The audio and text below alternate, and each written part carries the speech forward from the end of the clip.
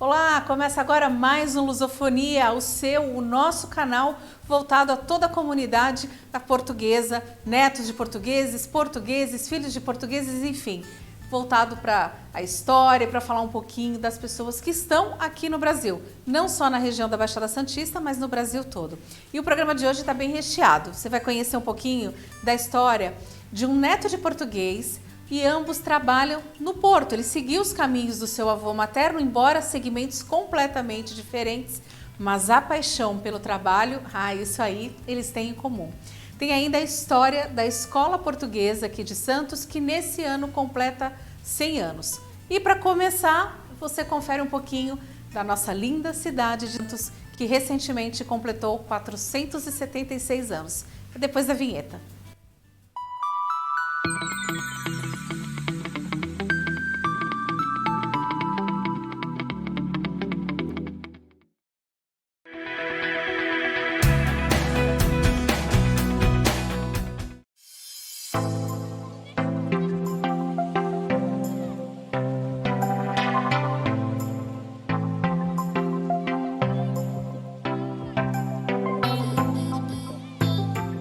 Santos, cidade de Brás Cubas, um fidalgo explorador português que fundou a Vila de Santos.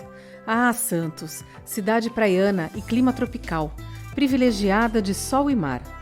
Uma ilha repleta de belezas naturais. Santos de Pelé e seu Memorial das Conquistas. Santos, do Santos Futebol Clube e sua Vila Belmiro.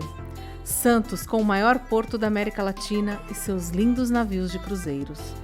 Santos, de um centro histórico que te faz voltar ao passado através de um passeio de bonde, que passa pela Casa da Frontarias do Lejada, uma das mais significativas obras arquitetônicas de 1865. Santos dos Amantes do Café, um verdadeiro palácio. O Museu do Café conta a trajetória do grão no Brasil e no mundo. Santos abençoado por Nossa Senhora do Monte Serrat, padroeira da cidade. Santos que tem a calmaria do mar e que te leva de encontro à natureza. Um lugar para descansar, respirar ar puro, assim é o Orquidário de Santos. Santos que tem 5 quilômetros de praia e seu extenso jardim. Santos de Benedito Calixto e seu casarão bem na orla da praia. Santos que tem a Praça da Independência, que tem os canais de Saturnino de Brito. Santos que seus filhos santistas trocam o pronome você por tu, mas mantém o verbo na terceira pessoa do singular, que vai à padaria e pede média ao invés de pão, que chama o centro histórico de cidade, que usa os canais como referências de bairros, que conhece os prédios tortos da orla. Assim é ser santista. Assim é Santos.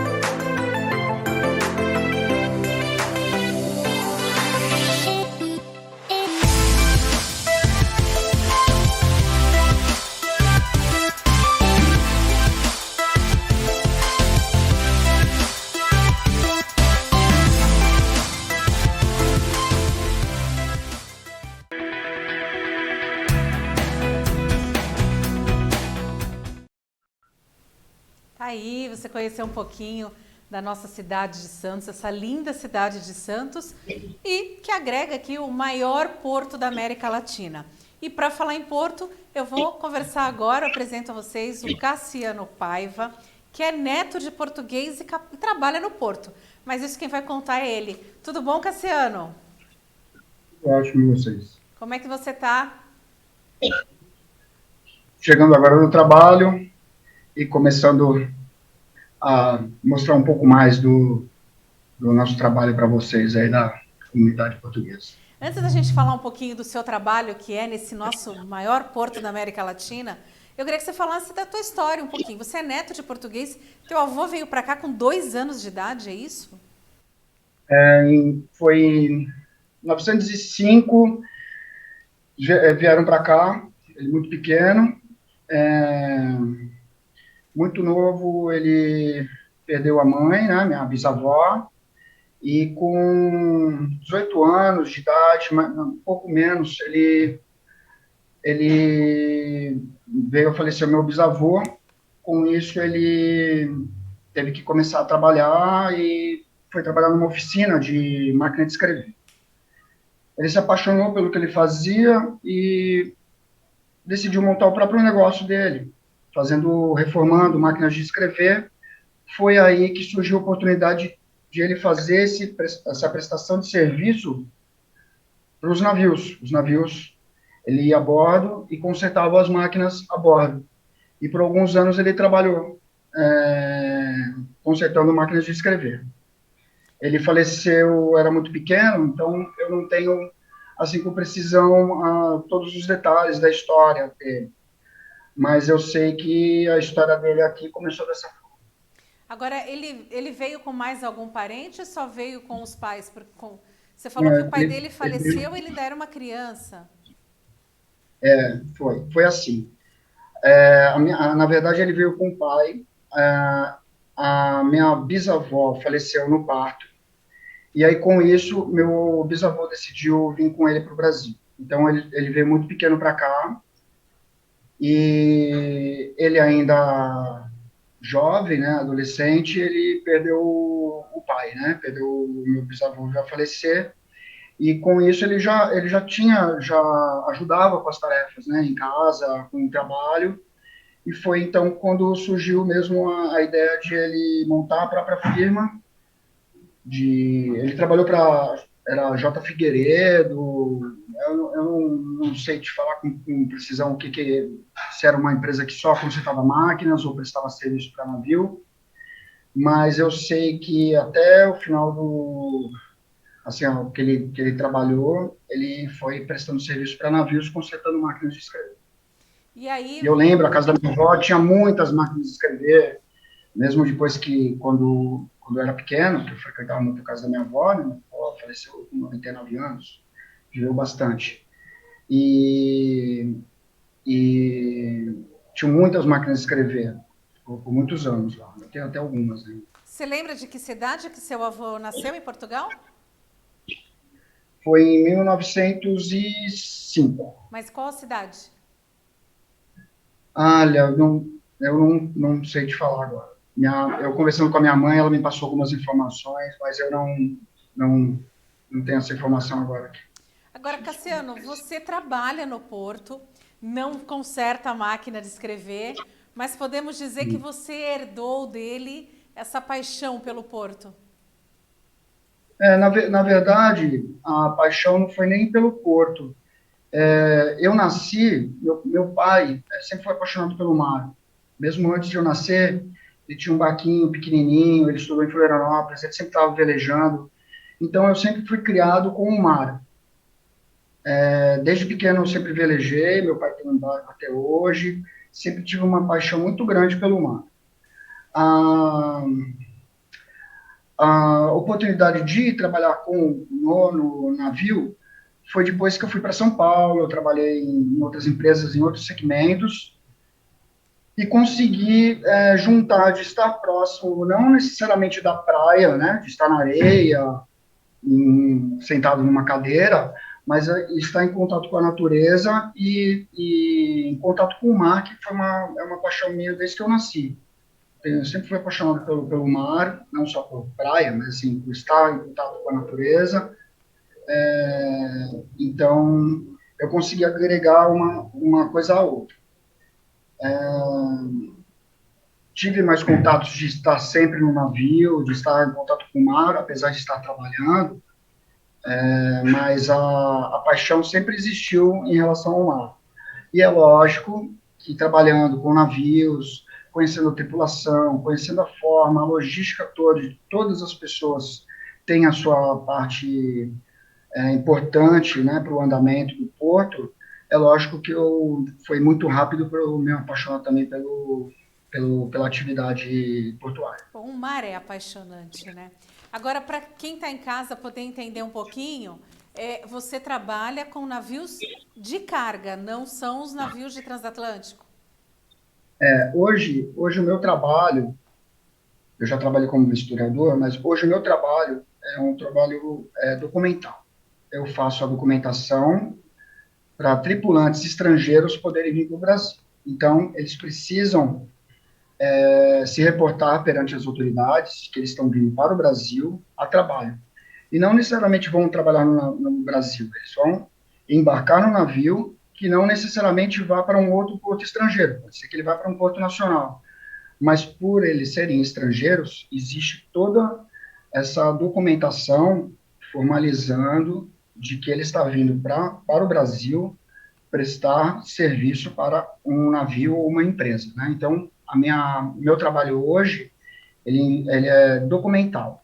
Eu vou a bordo porque necessitam de carimbos, de assinaturas que são feitas pelo comandante a bordo. Então, eu ainda hoje tenho a necessidade de ir a bordo, sim, mas eu vou com muito menos frequência do que quando eu fazia a vistoria, né? São trabalhos diferentes. E como que tem alguma história que você possa contar que tenha te marcado nesses anos? Há quantos anos já você está trabalhando nesse setor de documentação? Eu trabalhei 3 anos, não tenho um ano ainda nessa empresa.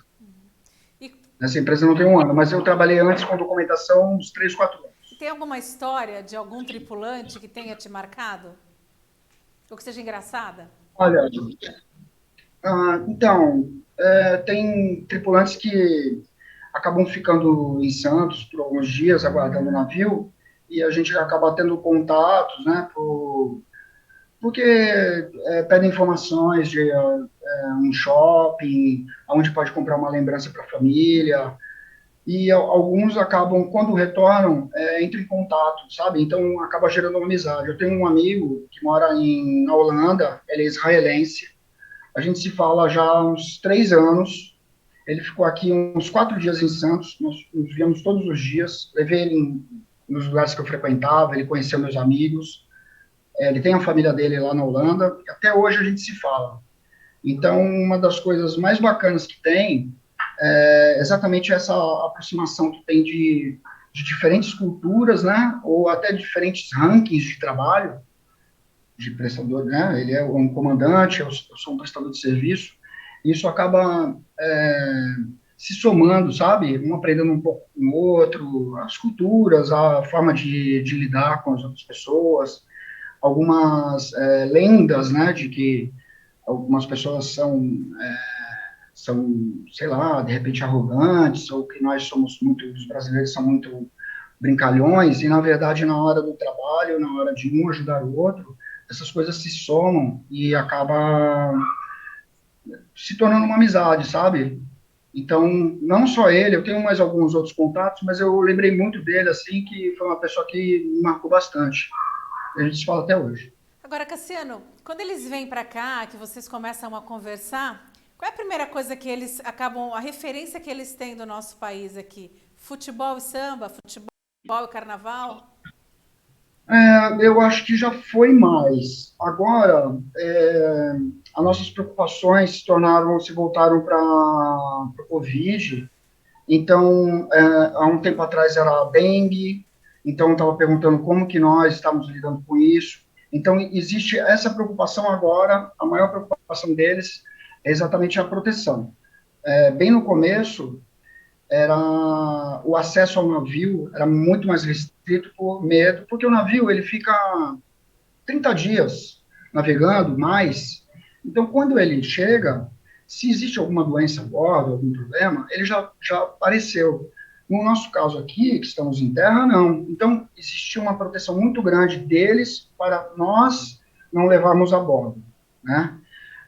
Hoje já existe já tem toda uma estratégia com a Anvisa, com as autoridades sanitárias, que a gente acaba tendo essa prevenção muito tempo antes de eles virem para cá. Eles fazem os exames deles lá fora, quando chegam aqui eles refazem o exame, nós fazemos nosso exame constantemente, usamos nossas proteções. Agora, acabou saindo um pouco dessa ideia mesmo de quando vinha para o Brasil que nós somos que nós somos super acolhedores, né? Tem outras nacionalidades que eles também são super, sabe? Por exemplo, os filipinos. Os filipinos, eu acho, eles tão parecidos com brasileiros, eles são pessoas que trabalham tanto e sempre estão sorrindo, sempre querem conversar com você, sabe? Então, o gostoso do trabalho é exatamente isso. São pessoas que estão vindo de culturas diferentes, de lugares diferentes, e ali todo mundo se encontra e não tem uma distinção de nacionalidade. Tá Mas, certo. mas o Agora, Brasil é assim, Cassiano, a terra do futebol. você comentou do Covid, eu ia te perguntar isso. No caso de tripulantes que acaba descobrindo, testou positivo, ou que tenha ficado, teve alguns navios de transatlânticos que ficaram de quarentena, vocês proporcionam para essas pessoas todo o tratamento, caso seja necessário, eles têm atendimento aqui na cidade? Sim, o atendimento, no caso, o que eu faço, minha documentação, eu tenho que mostrar para a Anvisa de que eles estão em condições de embarque, para embarcar ou desembarcar. No caso, o cuidado que existe em alimentação, se eles precisam de um atendimento médico, o transporte em si, que a gente, o transporte, nós somos responsáveis pelo transporte, mas o cuidador é a empresa, é a agência que cuida do navio. Então, eles que vão proporcionar todo o cuidado em relação ao conforto do transporte até a chegada deles no navio e vice-versa, né, até a chegada deles em casa. Nós, que fazemos a documentação, cuidamos dessa parte documental. A agência cuida da pessoa em si, né? Então, se ele está no hospital, o que ele precisa, se ele está no hotel, que o hotel que ele vai, que forma que atendem. Então, o cuidador seria a agência, né? Não nós que cuidamos da parte documental. Ok.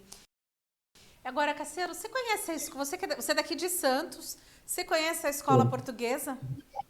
Não, você me falou que fica no setembro, Isso, como que na é que Rua você 7 de falou? Setembro. Essa escola, ela começou para atender os filhos de portugueses. E agora ela atende mais crianças, famílias mais carentes. Te convido agora para você conhecer um pouquinho dessa escola, Ah, que que legal. esse ano está completando 100 anos. Então, vocês vão ver uma entrevista com o presidente da escola, que é o José Augusto do Rosário. Você vai conhecer, você vai adorar. É uma história muito bonita. Assiste comigo.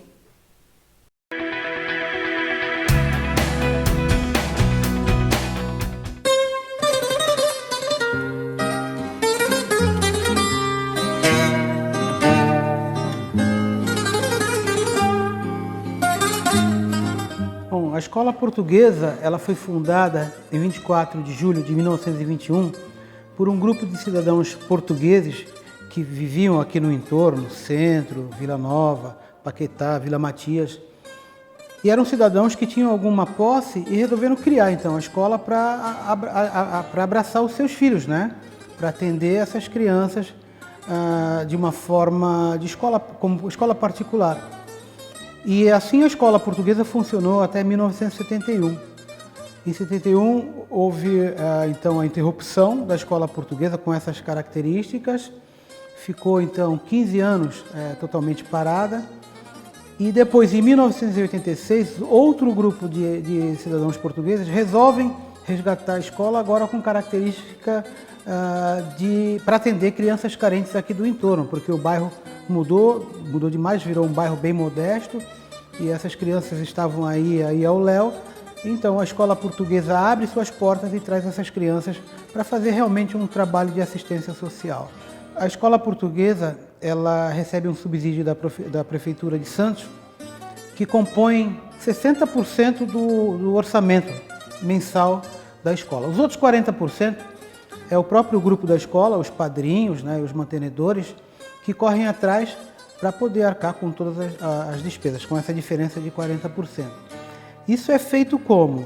Com contribuições mensais, né, sem valor definido, são contribuições espontâneas, e também com eventos sociais que a própria escola desenvolve. E aqui mesmo no prédio da escola, né? No pátio, nós fazemos reuniões, feijoadas, churrascadas, isso tudo para arrecadar fundos.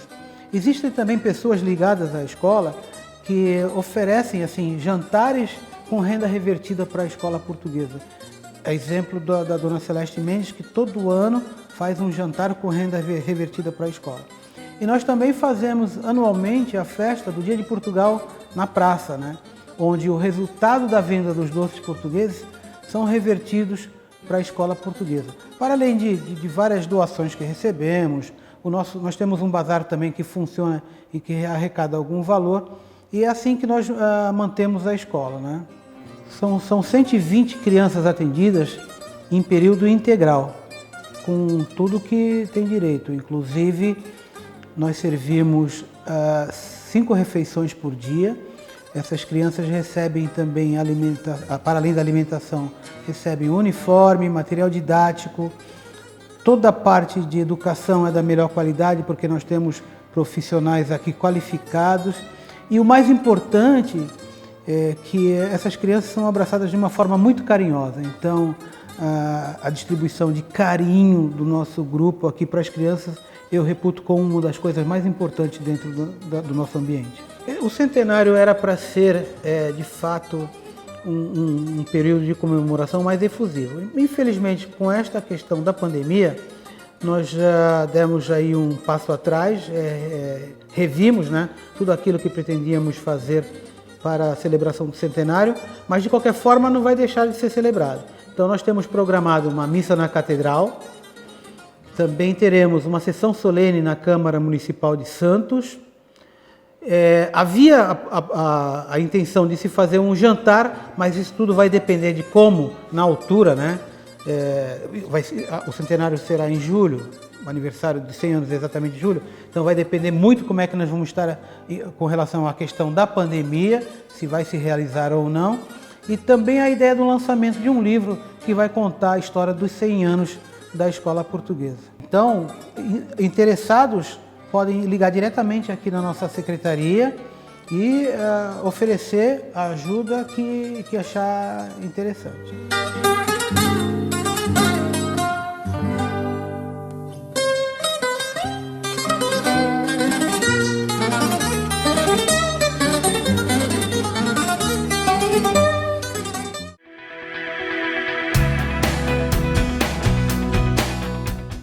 Tá aí, você acompanhou um pouquinho da história portuguesa aqui de Santos. Eu quero agradecer a todas as pessoas que fazem parte dessa escola, todas as pessoas que ajudam essa escola, e um agradecimento especial ao presidente lá, que atendeu a gente com muito carinho. Bonita a história deles, né, Cassiano? Muito. Muito legal. Cassiano, deixa eu te contar uma coisa. Você já foi escoteiro do mar? Alguém soltou alguma coisa aqui? Fui escoteiro do mar na Escola do Carmo. Eu entrei eu ainda ia completar 11 anos, foi antes até da fundação do grupo. Tive um monitor, lá eram patrulhas, né? Eu fui escoteiro por um pouco, acho que uns 8 anos. E meu primeiro monitor é uma pessoa muito conhecida de vocês. Ah, é? Quem é? Conta. É o senhor Everton. É mesmo? Ele foi meu primeiro monitor. Ele que me ensinou, ele que fez eu começar a engatinhar no escotismo e aprendi as primeiras técnicas de fazer nó, dos jogos que a gente fazia. Depois eu fui ser submonitor dele. Quando ele foi para sênior, eu entrei no lugar dele, fiquei como monitor. Depois ele acabou saindo do grupo, né? Muitos anos depois, eu completei a minha vida no escotismo, sendo o primeiro escoteiro a ter a Ligia de Ouro no grupo, e dedico isso a todas as pessoas que fizeram parte da minha vida na época do escotismo, e principalmente ao Everton, que foi meu primeiro professor, né? Meu primeiro chefe no escotismo. Olha só, o Everton escondendo as coisas da gente. Para quem não sabe, O Everton é nosso diretor aqui no canal e tá ali atrás das câmeras nos bastidores. Então, Cassiano, agora me diz uma coisa, são muitas aventuras, né? Você já foi escoteiro no mar, trabalhando no mar até hoje. Como é que fica a questão de segurança? Porque você falou que às vezes você acaba visitando os navios, né? E para você ter acesso ao navio, às vezes ele não está ancorado, ele não está aqui no porto, às vezes ele está num outro lugar. Como é que funciona essa questão de segurança para vocês? Então, independente do cargo que você exerce a bordo, ou no caso, eu tenho meu cargo aqui fora, mas eu tenho que ir a bordo. Quando eu trabalhei com vistoria, eu tinha um contato muito maior com o risco, né? Por quê? Porque você anda em conversa tem bolas de graxa, às vezes escorregadio por causa de sereno. Então, existe toda uma preparação antes de você ter o acesso ao navio. Existem alguns cursos, alguns vídeos que são mostrados pelas empresas, as empresas sempre se preocupam com nós, né, que somos lá da linha de frente. A segurança é primordial. Pessoas que trabalham muitos anos no navio, elas se machucam, e no navio você só se machucar é uma sorte, sabe? Os riscos são muito grandes, um porão de 30 metros de altura, ou você cair no mar à noite e ninguém te vê, é um risco muito grande. Então, por isso que quando eu instruí algumas pessoas mais novas que entravam, eu falava que toda vez é uma primeira vez. Toda vez que você vai subir ou descer uma escada, é a primeira vez, porque ela pode estar ali parada, mas cada dia você vai estar de um jeito. Um dia você vai estar pensando, vai estar com a cabeça longe, outro dia você vai estar olhando para uma pessoa que está lá embaixo no porão, em algum momento alguém pode chamar e distrair. Então, eu sempre falo que a segurança é em primeiro instante. A cada dia uma aventura nova. E algum momento triste que você tenha passado ali? Perdi alguns amigos de trabalho, não amigos próximos, assim, mas pessoas que trabalhavam dia a dia, né? Acidente de trabalho, ou um acidente na vida comum, né? Sei lá. Mas não posso colocar o triste sobrepondo o trabalho, né? Nós fazemos o trabalho que temos que ser feito, existe o risco para todos, todos. Até o comandante que está na cabine lá tem o risco dele. Então, é um trabalho que tem que ser feito, e ele tem que ser feito de uma forma responsável. Como risco a gente tem em qualquer tipo de trabalho. Mas só para a gente encerrar essa parte do porto, em algum momento você pensou em desistir dessa profissão? Não, desistir não. Não, porque ela às vezes desgasta um pouco, né? Desgasta porque existe trabalho físico e mental, debaixo de sol, debaixo de chuva, de dia, à noite. Mas o, o amor que desperta nas coisas, no trabalho que a gente executa, ele acaba ficando gostoso de ser dessa forma, sabe? Não vejo ser gostoso de ficar sentado no escritório, olhando no computador. Eu poderia estar lá no navio, descendo um porão, por exemplo.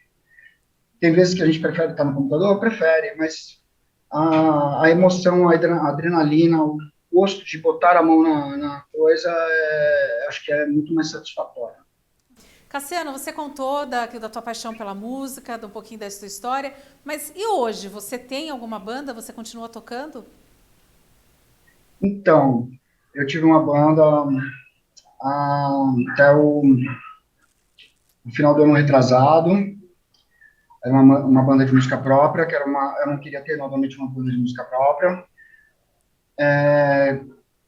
Por mudança do trabalho, eu consegui ter uma forma de me agendar para poder ensaiar, para poder tocar, mas nós tocamos por pouco tempo, tocamos por 6 meses, porque o vocalista teve um problema de saúde, e aí com isso nós tivemos que nos separar, né? Nos separar, que eu digo, a banda não pôde dar seguimento. No trabalho que eu tenho hoje, eu tenho como me agendar, eu tenho uma escala um pouco mais tranquila, programável. Estou com um projeto novo aí, mais para frente, quem sabe a gente, mais para frente, em pouco tempo, quem sabe estarei divulgando. A bateria, ela sempre vai fazer parte da minha vida. Gostaria muito de estar sempre tocando com maior frequência, mas não é uma coisa que hoje acontece acontece dessa forma, né? Hoje tem outras prioridades. A música, a música se tornou um hobby, né?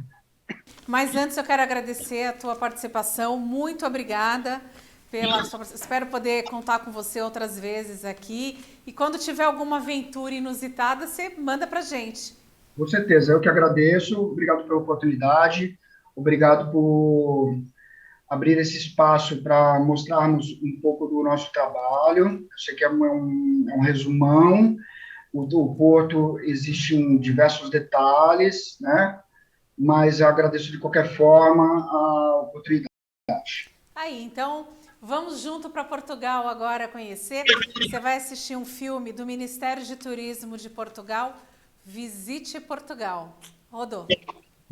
Only you peut me faire tourner ce monde. When you hold my hand, I understand the magic that you do. You're my dream. Visit our sea, our sun, our heritage and our culture. Only you can continue to make us the best destination in the world. Visit Portugal. E um pouquinho de Portugal, né? Dá pra gente conhecer e dar aquela vontade da gente ir para Portugal. Bom, fico por aqui. Nosso Lusofonia de hoje tá ficando por aqui. E já sabe, né? Olha, se inscreve. Se você ainda não se inscreveu no canal, se inscreve lá, ativa o sininho que você vai estar recebendo as notificações do próximo programa. Eu fico por aqui, agradeço você que acompanhou a gente. Obrigada, Cassiano, também pela participação. Obrigada, Leandro Câmera, Everton aqui na direção. Obrigada a você e até um próximo Lusofonia. Até lá!